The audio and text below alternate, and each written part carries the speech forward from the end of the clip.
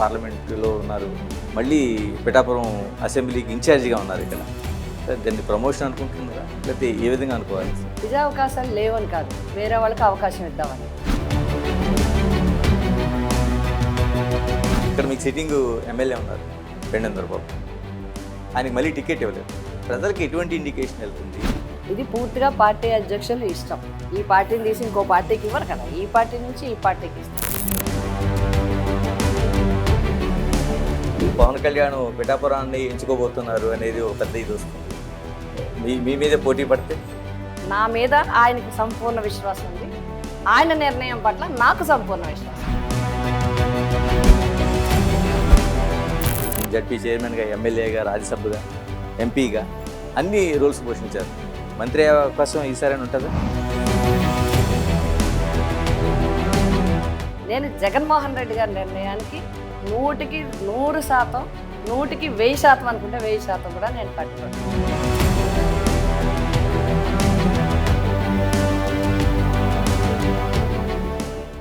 రాజకీయాల్లో హుందాతనమైన రాజకీయాలకు చాలా కేర్ ఆఫ్ అడ్రస్లు ఉంటాయి. అలాంటి వారిలో వంగా గీత ఒకరు. కాకినాడ పార్లమెంటరీ నియోజకవర్గంలో ఎంపీగా ఉండి ఇప్పుడు పిఠాపురం నియోజకవర్గంలో అసెంబ్లీకి వచ్చిన వంగా గీత గారు మనతో ఉన్నారు. వంగా గీత విశ్వనాథ్ గారు, నమస్తే. నమస్తే. 19 ఏళ్ల చిన్న వయసులో రాజకీయాల్లో ప్రవేశించి 40 ఏళ్ల అంటే 4 దశాబ్దాల పాటు రాజకీయాలు అంటే జడ్పీ చైర్మన్గా, ఎమ్మెల్యేగా, ఎంపీగా ఈ ప్రస్థానాన్ని అంతా ఒక్కసారి వెనక్కి తిరిగి చూస్తే ఏమనిపిస్తుంది మీకు? అంటే సాధారణంగా చాలా దూరం నడిచి వచ్చాము, చాలా అనుభవాలు ఉన్నాయి, సంతృప్తి కూడా ఉంది. అత్యంత యంగ్ వయసు నుంచి కూడా ముఖ్యంగా మహిళలకి అవకాశం రావటం అదృష్టం. అది ఒరిజినల్గా నాకు ఇంటర్మీడియట్లో మ్యారేజ్ అయింది. మా విశ్వనాథ్ గారికి పొలిటికల్ చాలా ఇష్టం, బట్ నేను చిన్నప్పటి నుంచి కూడా సోషల్ సర్వీస్ నాకు ఇష్టం. 2 అభిప్రాయాలు కుదిరాయి. ఒరిజినల్గా నేను పార్టీకి కానీ రాజకీయాలకు కానీ నాకు ఇంట్రెస్ట్ అనేది అసలు దాని మీద ఒక అభిప్రాయం లేదు, బట్ ఎడ్యుకేషన్ అంటే ఇష్టం. ఆయన చదువుకోవడానికి నాకు స్వేచ్ఛ ఇచ్చారు. నేను చాలా డిగ్రీస్ సంపాదించడానికి అవకాశం వచ్చింది. ఇంక్లూడింగ్ ఈ రాజకీయాలు ఈ పరిస్థితిలో పార్టీలో తిరిగిన తర్వాత రాజకీయ ప్రస్థానంలోనూ నాకు starting with TDP NT Rama Rao గారు, అప్పుడు పార్టీ గురించి కూడా కాదు, ఓన్లీ ఎన్టీ రామారావు గారి మీద ఉండే అభిమానంతో మేము అందరం రావటం, అజిటేషన్స్ చేయటం. ఎందుకంటే నేను అప్పుడు డిగ్రీ చదువుతున్నాను. డిగ్రీ చదువుతున్న సందర్భంలో ఎన్టీ రామారావు గారికి దింపేసే పరిస్థితుల్లో ఆ రోజు ఆ పరిస్థితుల్లో అజిటేషన్స్ చేయాలంటే కాలేజీ నుంచి స్టూడెంట్స్ అజిటేషన్స్ చేసాం. అది చేసిన తర్వాత నా గుర్తింపు వచ్చి వెంటనే నన్ను ఒక వింగ్కి, స్టూడెంట్స్ వింగ్కి ప్రెసిడెంట్గా చేశారు. అలా ఇన్వాల్వ్ అయ్యింది ఇప్పటి వరకు పరిస్థితి ఇట్లా వచ్చింది.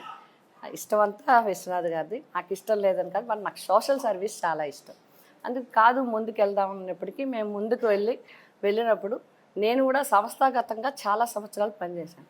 ఇంక్లూడింగ్ 84, 85లో నేను ఈ దీంట్లో జాయిన్ అయిన తర్వాత వరుసగా అనుకోకుండా సంస్థాగతంగా అవకాశాలు రావడంతో స్టార్ట్ చేసింది.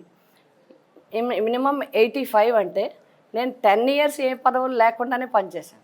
అంటే సంస్థాగతంగా స్టూడెంట్స్ వింగ్ కావచ్చు, ఉమెన్ వింగ్ కావచ్చు, లేకపోతే రకరకాల పోరాటానికి సంబంధించిన వింగ్స్ కావచ్చు, అట్లా చాలామందిని చూసే అవకాశం నాకు వచ్చింది. 85 to 95 ఇంచుమించుగా ఇంటి దగ్గర నుంచి సర్వీస్ చేయడం అంటే 94 నుంచి వరకు స్టార్ట్ చేసాం. మ్యారేజ్ అయిన వెంట నుంచి స్టార్ట్ చేసాం. 10 ఇయర్స్ పని చేసిన తర్వాత నాకు జిల్లా పరిషత్ చైర్మన్గా అవకాశం వచ్చింది. తర్వాత రాజ్యసభ చేసే అవకాశం వచ్చింది.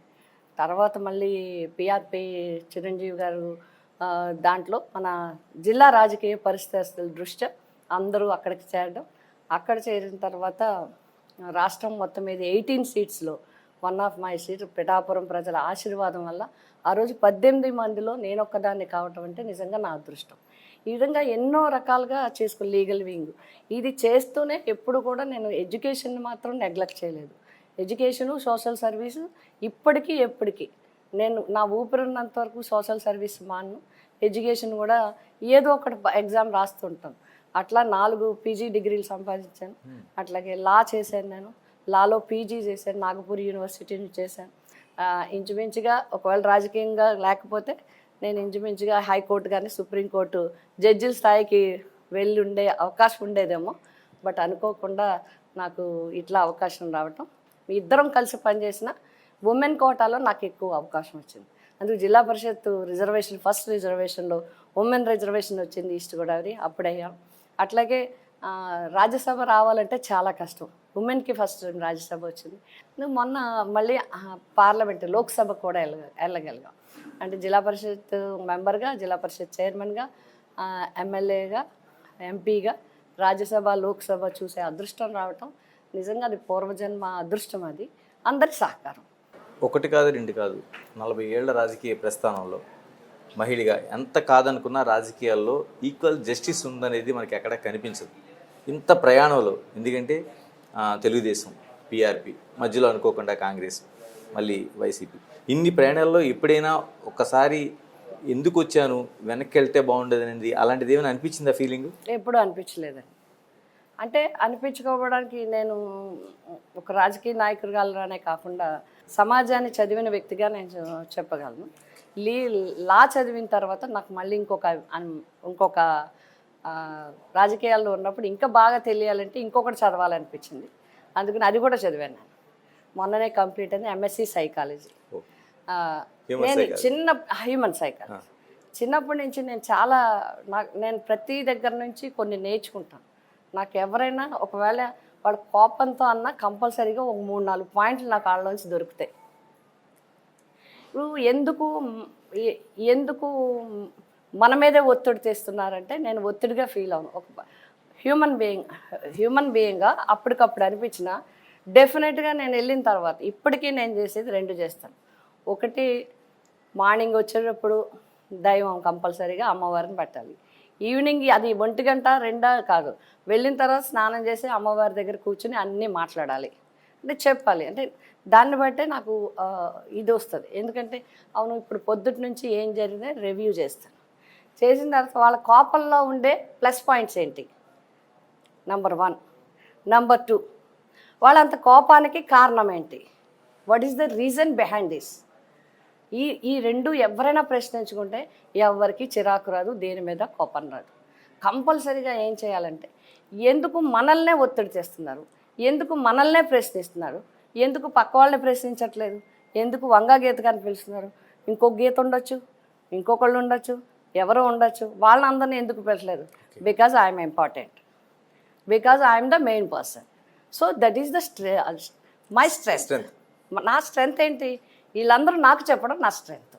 సో వాళ్ళలో తప్పే ఉంది, తప్పేం ఉండదు. ప్రజల్లోకి వచ్చిన తర్వాత రకరకాల వ్యక్తులు ఉంటారు, రకరకాల మనుషులు ఉంటారు.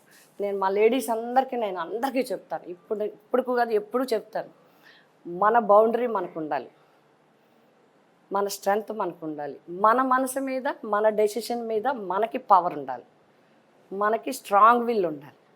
లేకపోతే డోలాయమానంగా ఉంటే ఏదో దానికి బేస్ అయిపోయి వెళ్ళిపోతాం. ఒక్కొక్కసారి చిన్నవి జరుగుతుంటాయి, అప్పటికి కూడా ఒత్తిడి తట్టుకోలేక ఎవరినో ఏదో ఒక డెసిషన్ మీద వెళ్ళిపోతే దాని మీద వేరే వస్తాయి.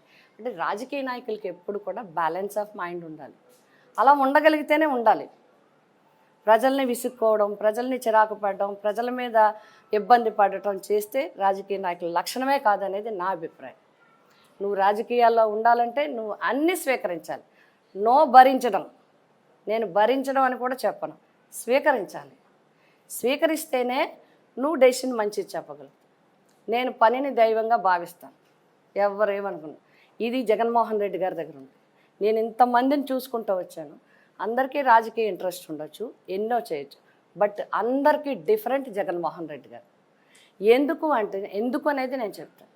ఒకటి, పేదల పక్షాన మాట్లాడే వ్యక్తి మాత్రమే కాకుండా పేదలంటే అత్యంత గౌరవమైన ఇచ్చే వ్యక్తి. రాజకీయాల్లో ఇప్పటి వరకు కమ్యూనిస్టులు కావచ్చు, ఎవరినైనా చెప్పమనండి, కమ్యూనిస్టులు కావచ్చు, కాంగ్రెస్ కావచ్చు, బీజేపీ కావచ్చు, ఆల్ పార్టీస్, ఏ పార్టీ అయినా కూడా ఎవరైనా సరే రాజకీయంగానే వస్తాం. ఒక జెండా, ఒక ఎజెండా, ఒక సింబల్, దీని మీదే వస్తాం. ప్రధానమంత్రి దగ్గర నుంచి ఎంపీపీ వరకు, ఎంపీటీసీ వరకు అదే వస్తాం. అంటే రాజకీయంలో మనకు పార్టీ, మనము వర్గం, మనము గ్రూపు, మనకు ఒక ఓట్లు అన్నీ చూడడం వస్తాయి. బట్ ఇప్పటి వరకు భారతదేశంలో మీరు మీడియా కాబట్టి మీరు ఎక్కడైనా కొట్టి చూడండి, గూగుల్లో ఎక్కడైనా పార్టీలకు అతీతంగా పథకాలు ఇచ్చిన వ్యక్తి ఎవడైనా ఉన్నారా? From the beginning of formation of Andhra Pradesh కాదు, మనకి స్వతంత్రం వచ్చిన దగ్గర నుంచి 1947 టు 2024 వరకు మీరు ఒక స్టడీ చేయండి. ఈ స్టడీలో రాజకీయాలకు అతీతంగా, పార్టీలకు అతీతంగా ఒక గవర్నమెంట్ పథకాలు ఇచ్చి పేదలకు ఇచ్చిన ముఖ్యమంత్రి ఎవరైనా ఉన్నారా? అంటే ఎన్టీఆర్ లేరంటారు. పార్టీలకు అతీతంగా ఎవరు ఇవ్వలేదు. అంటే కిలో ₹2 కిలో ₹2 పోయి ఇచ్చి ఉండొచ్చు, కానీ పార్టీలకు అతీతంగా ప్రకటించి ఈరోజు జెండా ఇంటి మీద ఎగుతున్నా కూడా okay, that is the will power, that is the మనసుకి. దట్ మీకు జెండా మీకు కావాలంటే, పథకాలు కావాలంటే గతంలో అందరూ చేశారు, ఆ జెండా తీసేయాలంతే. జన్మభూమి కమిటీలు కావచ్చు, లేకపోతే సొంత గ్రూపులు కావచ్చు, లేకపోతే రకరకాలుగా గ్రూపులు, అంతకుముందు గ్రూపులు కూడా కావచ్చు. ఏదో ఒక అసైన్మెంట్ ఏదో కమిటీ పేరు పెట్టి కమిటీని అందులో పెట్టి వాళ్ళకి ఇవ్వటం తప్ప ఈరోజు ప్రజలకి స్వేచ్ఛ వచ్చింది. అందరూ చెప్తారు, బాబాసాహెబ్ అంబేద్కర్ గారి గురించి చెప్తారు, మహాత్మా గాంధీ గారిని చెప్తారు, మహాత్మా పూలే చెప్తారు, ఉదాహరణలు చెప్తారు తప్ప నిత్యంగా ఆచరించి పాటించింది జగన్మోహన్ రెడ్డి. ఇది మీరు ఎక్కడైనా స్టడీ చేయండి. కాకినాడ పార్లమెంటులో ఉన్నారు, పార్లమెంటేరియన్గా ఉన్నారు, ఎంపీగా. ఇప్పుడు మళ్ళీ పిఠాపురం అసెంబ్లీకి ఇన్ఛార్జిగా ఉన్నారు. రేపు ఇక్కడ నుంచి పోటీ చేసే అవకాశం ఉంది. దాన్ని ప్రమోషన్ అనుకుంటున్నారా, లేకపోతే ఏ విధంగా అనుకోవాలి అసలు? డెఫినెట్గా ప్రమోషనే. ఎందుకని నేను చెప్తాను. చాలామంది ఏమనుకుంటారంటే, అబ్బాయి ఎంపీ 7 నియోజకవర్గాలు కదా, ఎమ్మెల్యే 1 నియోజకవర్గం కదా అంటారు. మీరు గమనించండి, జాతీయ పార్టీలు, ప్రాంతీయ పార్టీలో ఎమ్మెల్యే చేసి ఎంపీ ఇస్తే that is not a promotion. ప్రాంతీయ పార్టీలో ఎంపీ చేసి ఎమ్మెల్యే ఇస్తే ప్రమోషన్. ఇది ప్రమోషన్ కిందే భావించాలి. ఎందుకు అంటే జాతీయ పార్టీలో ఎంపీకి ఇంపార్టెన్స్ ఎక్కువ, ప్రాంతీయ పార్టీలో ఎమ్మెల్యేకి ఇంపార్టెన్స్ ఎక్కువ. అంటే ఏ ఇంపార్టెన్స్కి నన్ను తెచ్చారనేది మీరు తెలుసుకుంటే సరిపోతుంది. ఇక్కడ మీకు సిట్టింగ్ ఎమ్మెల్యే ఉన్నారు పెండెం దొరబాబు, ఆయనకి మళ్ళీ టికెట్ ఇవ్వలేదు. ప్రజలకి ఎటువంటి ఇండికేషన్ వెళ్తుంది? మరోవైపు పెండెం దొరబాబు పైన అనేక ఆరోపణలు వినిపిస్తున్నాయి జనాల నుంచి. అంటే ఇసుక మాఫియా దగ్గర నుంచి ఇంకో మాఫియా కార్యకర్తలతో కలుపుకొని లేకపోవడం, ఇన్ని వెళ్తున్న టైంలో గీత గారిని తీసుకురావడం ఒక ప్యాచప్ చేయడానికా పార్టీ, లేకపోతే మీ పైన ప్రేమతో ఇచ్చిందంటారా? మహిళలకు అవకాశం ఇవ్వడానికి ఫస్ట్ ప్రయారిటీ, మహిళలకు అవకాశం ఇవ్వడానికి. రెండోది, ఈ పార్లమెంట్లో మా పార్టీ తరఫున ఓన్లీ 1 మహిళ. నేను సీఎం గారి ఉద్దేశం కూడా కుదిరితే ప్రతి పార్లమెంట్కి, అంటే ఇప్పుడు పార్లమెంటరీలో ఒక జిల్లా, ప్రతి పార్లమెంట్కి 2 మహిళలకు ఇవ్వాలనేది ఆయన కోరిక. ఆయన ఇష్టమైతే అలా చేయాలని, అంటే మహిళలకి ఎక్కువ ప్రిఫరెన్స్ ఇవ్వాలి.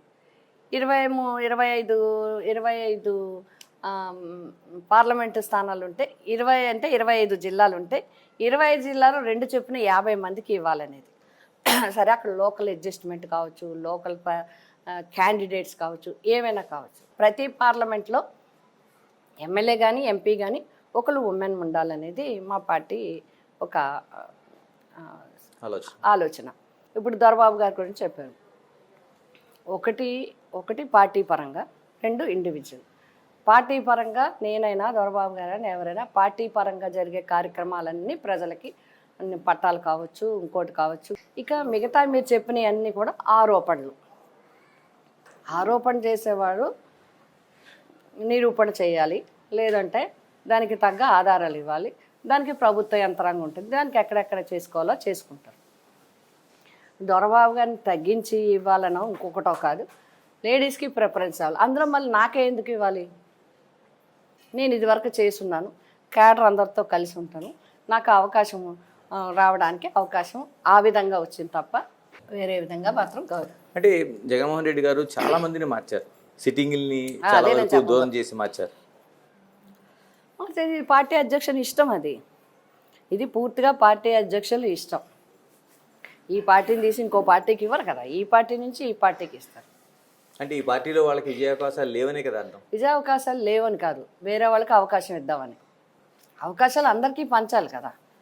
ఇప్పుడు ఒక దగ్గర నుంచి ఒక సీట్ తీశారంటే అందులో ముఖ్యంగా మన దగ్గర మొమ్మ నచ్చింది, మిగతా చోట్ల మార్చిన దగ్గర చూశారు కదా మీరు, మార్చిన దగ్గర చాలామందికి వాళ్ళకి వచ్చింది వాళ్ళు బాగా చేయలేదనేది కాదు, అక్కడ బీసీలకు అవకాశం ఇద్దామని, యాదవులకు అవకాశం ఇద్దామని, చెట్టుబల్సీలకు అవకాశం ఇద్దామని, ఇంకొక క్యాడర్ ఎవరైతే ఏ వర్గానికైతే రాజకీయాల్లో అవకాశం లేదో ఎక్కువ మందికి ఇవ్వాలనే ఉద్దేశంతో జగన్మోహన్ రెడ్డి గారు తీసుకున్న నిర్ణయం. కానీ ఇప్పుడు దొరబాబు గారు ఉన్నారు, దొరబాబు గారితో మాట్లాడారు, అందరూ కూడా పార్టీకి సహకరించండి, రేపు మీకు సరైన అవకాశం ఇచ్చి మిమ్మల్ని తప్పకుండా ఉన్నత స్థానంలో ఉంచడానికి ప్రయత్నం చేస్తారని మాట్లాడడం జరిగింది. అలాగే ఇంకొక దగ్గర మాట్లాడడం జరిగింది. అంటే ఇవన్నీ ఆరోపణలన్నీ నిజమైతే ఆయనకి అవకాశం ఇస్తామని చెప్పరు కదా. అంటే దానికి ఇండికేషన్ ఏంటంటే మార్చినంత మాత్రాన అక్కడ బాగలేదని కానీ ఇంకొకటని కాదు, వేరే వాళ్ళకి అవకాశం ఇవ్వాలి. ఒకటి ముఖ్యంగా ముఖ్యమంత్రి గారి మహిళలకి బీసీలకి అవకాశం ఇవ్వాలని. కాబట్టి ఆ రకమైన చేంజ్ ఉండదు. అది కూడా పార్టీ అధ్యక్షుడు సంపూర్ణంగా పార్టీ అధ్యక్షుడు ఏ టికెట్ ఇవ్వాలనేది ఆయనే నిర్ణయించుకోవడం జరుగుతుంది. ఆ ప్రకారం జరిగే నిర్ణయం. గీత గారు, ఉమ్మడి తూర్పుగోదావరి జిల్లాలో ప్రత్యేకంగా పిఠాపురానికి సంబంధించి కాపు సామాజిక వర్గం ఎంత కాదనుకున్నా ఒక లీడ్ ప్లే చేస్తుంది. గతం ఎన్నికల్లో కూడా చేస్తుంది. ఇప్పుడు ముద్రగడ పద్మనాభం గారిని తీసుకురావాలని ఒక ప్రయత్నం చేస్తున్నారు, మీరు కూడా వెళ్ళారు. ఆయన ఎక్కడైనా పోటీ చేస్తానంటే పిఠాపురమే కనిపిస్తుంది అంటున్నారు.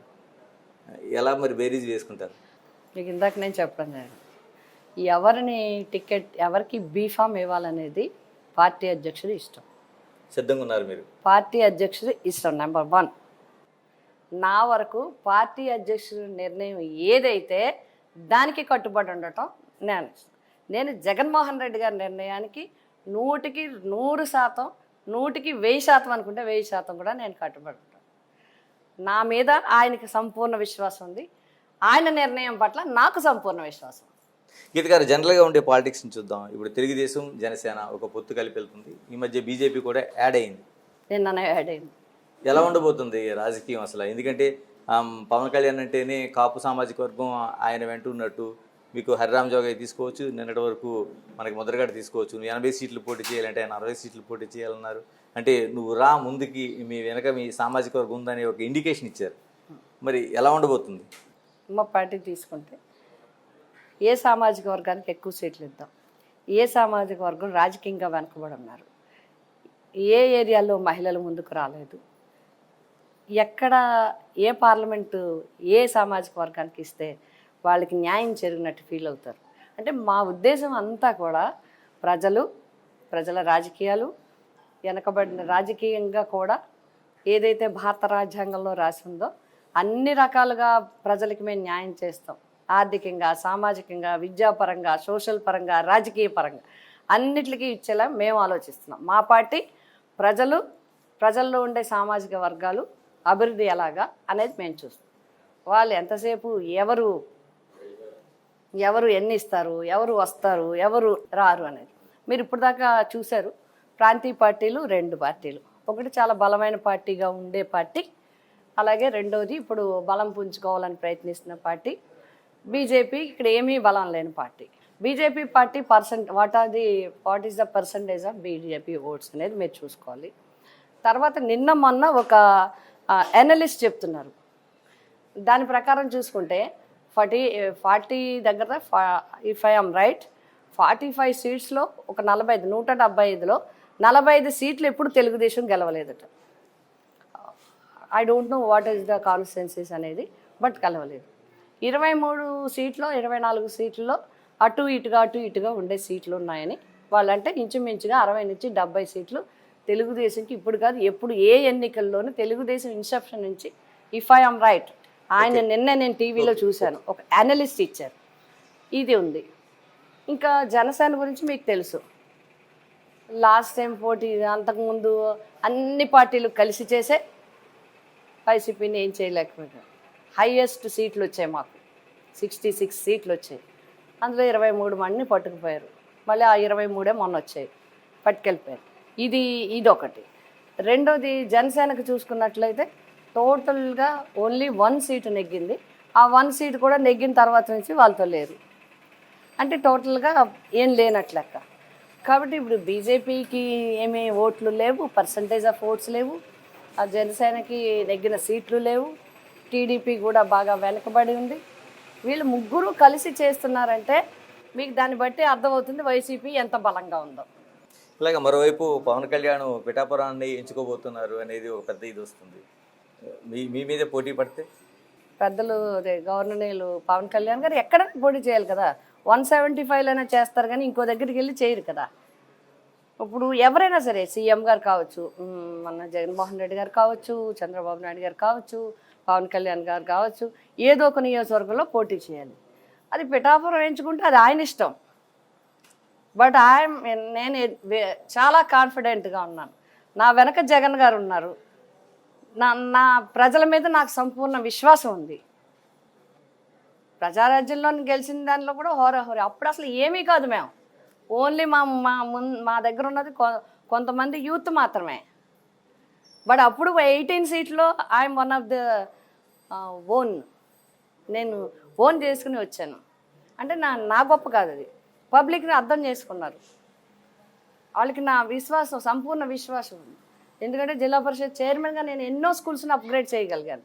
ఆడపిల్లల చదువు గురించి నేను చాలా ప్రయత్నించాను. నేను ఎలిమెంటరీ స్కూల్ ఉంటే యూపీ స్కూల్ చేశాను, యూపీ స్కూల్ ఉంటే హై స్కూల్ చేశాను, హై స్కూల్ పెద్దదంటే బాయ్స్ గర్ల్స్ స్కూల్ చేశాను. ఆ రోజు నాదంతా కూడా జిల్లా పరిషత్ కానీ ఎంపీ కానీ ఎడ్యుకేషన్ అండ్ హెల్త్ గురించి చేశాను. జనరల్ హాస్పిటల్లో ఎవరు లేని విధంగా మొత్తం డబ్బు సేకరించి అక్కడ జనరల్ హాస్పిటల్లో క్యాజువాలిటీ బ్లాక్ని ఆ రోజు కట్టించడం జరిగింది. ఈవేళ కూడా నేను మన దేశంలోనే 114తో 100 బెడెడ్ హాస్పిటల్ నేను కట్టించాను. శంకుస్థాపన నేనే చేయించాను, ఓపెనింగ్ నేనే చేయించాను. హాస్పిటల్ 2,50,000 మంది కార్మిక కుటుంబాలకి, కార్మికులకు ఉపయోగపడే హాస్పిటల్. అట్లాగే జనరల్ హాస్పిటల్లో ఈరోజు 30 crores mother and child care building కట్టిస్తున్నాను. 15 crores cath lab only private హాస్పిటల్కే ఉంటుంది. నేను జనరల్ హాస్పిటల్లో హార్ట్ పేషెంట్స్కి ఉపయోగపడే విధంగా క్యాత్ ల్యాబ్ని 7.5 crores శాంక్షన్ చేయించాను. ట్రామా అంటే యాక్సిడెంట్స్ అయితే ఎక్కడెక్కడో పడుకోబెట్టేస్తారు, అలా లేకుండా ట్రామా కేర్ సెంటర్ వాళ్ళకి ప్రత్యేకంగా 7.5 crores, 15 crores మొన్న అది చేసాం. 30 years కోర్స్తో అది చేస్తున్నాం. ఈఎస్ఐ హాస్పిటల్ చేశాను. ఆంధ్రప్రదేశ్లో ఫస్ట్ ఇంటిగ్రేటెడ్ ఆయుష్ హాస్పిటల్, ఆయుర్వేద, యోగా, యునాని, హోమియో ఇవన్నీ కలిపి ఒక హాస్పిటల్ 15 crores అది చేశాను. IFT Indian institute of foreign trade, అది దేశంలో మూడో ఇన్స్టిట్యూషన్, మన ఉప్పాడ కొత్తపల్లిలో పెట్టించాం. అట్లాగే కేవీ స్కూల్స్ కట్టించాను. అట్లాగే కాలేజీలన్నిటికి ఉమెన్స్ కాలేజీని పూర్తిగా డెవలప్ చేసాం. అట్లా కాలేజెస్, స్కూల్స్ విషయంలో అంతకుముందు నేను ఎమ్మెల్యే చేసినప్పుడు కూడా గవర్నమెంట్ 25 సంవత్సరాలు పెండింగ్లో ఉన్న గవర్నమెంట్ జూనియర్ కాలేజీ గొల్లపురంలో శాంక్షన్ చేయించారు. ఆంధ్ర పాలిటెక్నిక్ రాజమండ్రిలోని ఓన్లీ కాకినాడలోనే ఉండేది.